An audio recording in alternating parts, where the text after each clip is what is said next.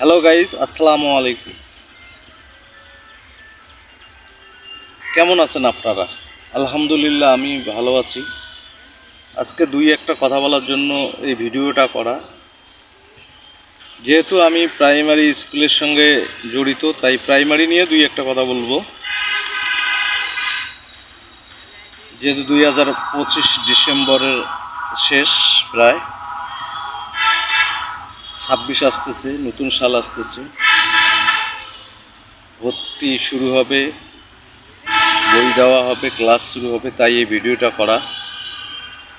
আর বিশেষ করে যাদের বাচ্চা শিশু শ্রেণীতে 1, 2, 3-তে পড়ে, তাদের জন্য এই ভিডিওটা করা। তারা অবশ্যই ধৈর্য সহকারে ভিডিওটা দেখবেন। আপনারা আপনাদের সন্তানের জন্য বর্তমানে টাকা করতেছেন, জমি করতেছেন, পয়সা করতেছেন, সারাদিন খাটতেছেন, সব কিছু সন্তানের জন্য। কিন্তু আমি মনে করি যে যাই করেন না কেন, সম্পদের চেয়ে আপনার সন্তানকে সম্পদ বানানো বা তৈরি করা খুব জরুরি আমি মনে করি। তাই আপনার সন্তানকে আপনি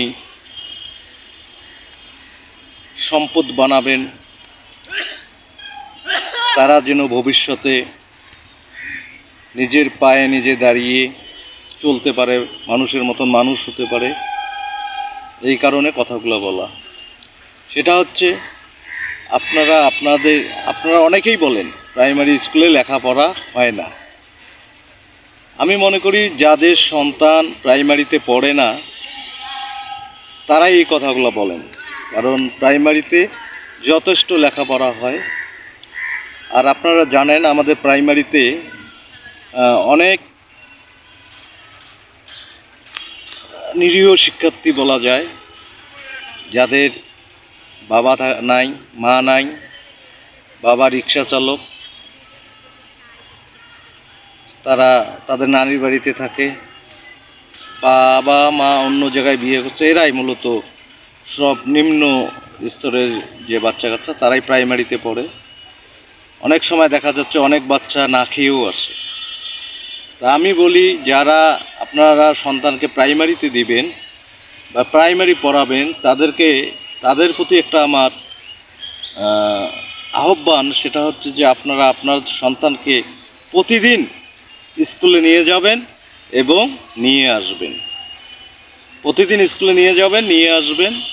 দেখবেন 1, 2, 3 এই 3টি ক্লাস এই 3টি বছর আপনারা আপনার সন্তানকে সময় দেন। দেখবেন যে ইনশাআল্লাহ আপনার পরে আর সময় দেওয়া লাগবে না। আপনার ছেলে রেলগাড়ির মতন চলতেছে। তাই মনে করি আপনারা এই যে ভর্তি করে নতুন বছর শুরু হবে, আপনারা আপনাদের সন্তানকে প্রতিদিন স্কুলে নিয়ে যাবেন, নিয়ে আসবেন, স্কুলে থাকবেন। তাতে কি হবে দেখবেন প্রাইমারিতে লেখাপড়া হয় কি না। আপনারা দেখেন, আপনারা কেউ আসেন না, বাইরে আলোচনা করেন প্রাইমারিতে লেখাপড়া হয় না। আপনারা আসেন, দেখেন। আপনারা সবাই, মাদেরকে বলবো বিশেষ করে, আপনারা আসেন, বিদ্যালয়ে আসেন, আসে দেখেন টিচাররা ক্লাস নেয় কি নেয় না। দেখবেন যে আপনার সন্তানও প্রতিদিন স্কুলে আসছে, তার লেখাপড়ার প্রতি একটু মনোযোগ হচ্ছে, সে ধীরে ধীরে সে যোগ্যতা অর্জন করবে। তাই আমি সবাইকে আপনাদের সন্তানকে নিয়ে স্কুলে আসবেন, একটু সন্তানকে সময় দিবেন। এ বলে আমার বক্তব্য আমি শেষ করছি। আসসালামু আলাইকুম।